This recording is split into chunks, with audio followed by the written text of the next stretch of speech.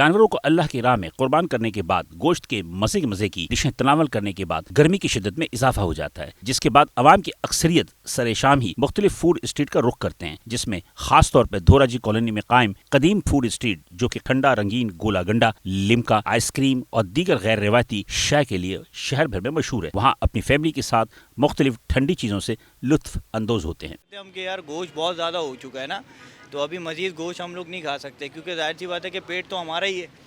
तो भाई अगर पेट को संभालना है, सेहत को संभालना है, तो थोड़ा सा डिफरेंट करें। अभी हम मेन्यू ही देख रहे थे कि भाई कोई दाल रोटी हो जाए, कोई चने की दाल हो जाए।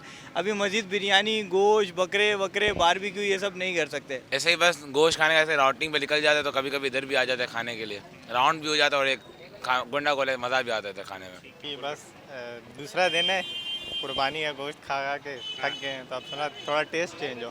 बस ये तफरी भी है, थोड़ा टेस्ट चेंज हो गया।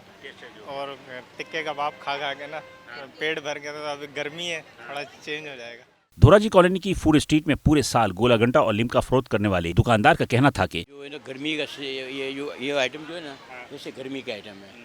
सर्दियों में हमारा मुनासिब कम रश होता है, गर्मियों में वैसे भी रश होता है। जुम्मा हफ्ता इतवार ये इतना ही रश होता है हमारे पास आम दिनों में भी। अभी ईद पे ज़्यादा कुछ हो जाए, ज़्यादा तो जो रश है ना, ये हर आइटम का रश है। अभी गोले घंटे का भी है, लेकिन गर्मी इतनी अब सख्त पड़ रही है कि लोग इंजॉय करने भी निकलते हैं। और गोले की भी तफरी है। गोला एक ठंडा गोला है और गर्मी के तौर है, ये लोग इंजॉय भी हो जाती है, गोला भी खा लेते हैं। धोराजी कॉलोनी की ये फूड स्ट्रीट है। इस फूड स्ट्रीट में गोला गंटा, फालूदा और दीगर अशिया के लिए ये पूरे साल जो है यहाँ पर रश रहता है।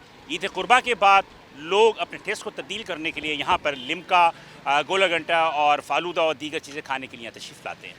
कैमरामैन मंसूर बनारसी के साथ Bilal Ahsan, Metro One News Karachi. Metro One News, हर पल की खबर।